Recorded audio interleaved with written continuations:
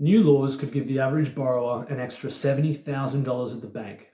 Commercial rents are dropping, the latest figures from the REIT, and there's a new development in Hobart. This is all the latest property news for Tasmania this week. So the news is, new laws could give the average borrower an extra $70,000 at the bank and speed up the home loan approval process, according to Domain. Tawarazagi reports this could push up property prices even further. And it undoubtedly will, but it's important to note that property prices will only be pushed up in the measure that they become easier to buy. So it's all relative. This is great news for anyone trying to secure finance because it means less friction between you and your bank. The new legislation aims to get out of the way of individuals and their bankers and let them set their own price on the value of a loan. While the legislation was in effect, the price of finance was unnaturally high. Bankers weren't allowed to weigh their own risks and deliver the most efficient financial product to the market. The government was setting the acceptable level of risk for them, and it made getting a loan more expensive and slower. This has had two big consequences. Firstly, Australian banks became less competitive with their overseas rivals, and people just took their business elsewhere. It also meant that people borrowing locally were getting outborrowed by international investors and buyers. Secondly, and most importantly, new property investors started drying up. When the market is free to operate, people respond to supply and demand, as it appears, because they are financially incentivized to do so. So when residential vacancy rates are low and the return on investment properties are rising, the market responds and people start buying investment properties.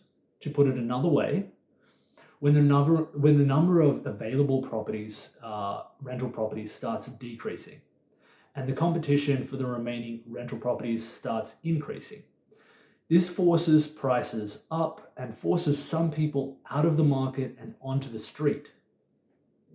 But investors, without realizing it, come to the rescue. They see the return on investment properties rising and they just jump into the market. This raises the number of rentals on the market and lowers the price and difficulty of renting.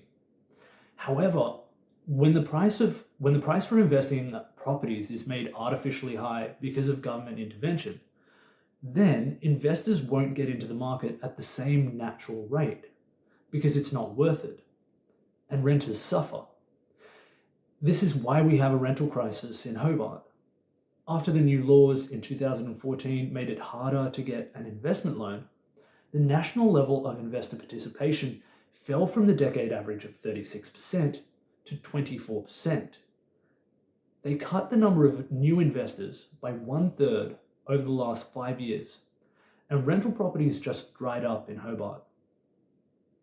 According to the latest figures from the REIT, investor participation dropped by 43% from 2018 alone. So if common sense prevails and this trend in new legislation continues, then this could be the beginning of the end of the rental crisis in Hobart. In other news, the price for commercial office space is getting much cheaper.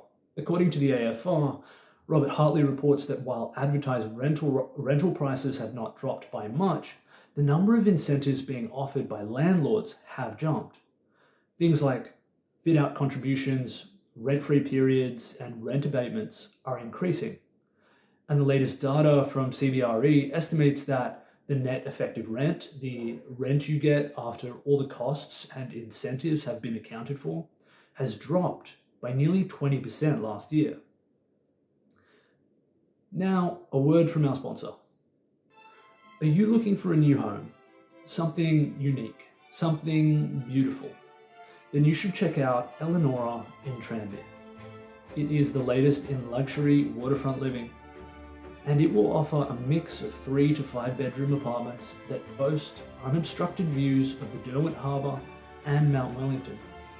This exciting new development is the latest Kunama project, and it will hit the market very soon.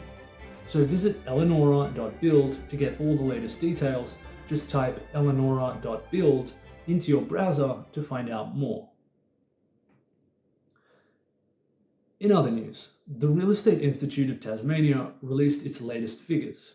It reports that Tasmania set an annual sales record last year, seeing its strongest results since 2016.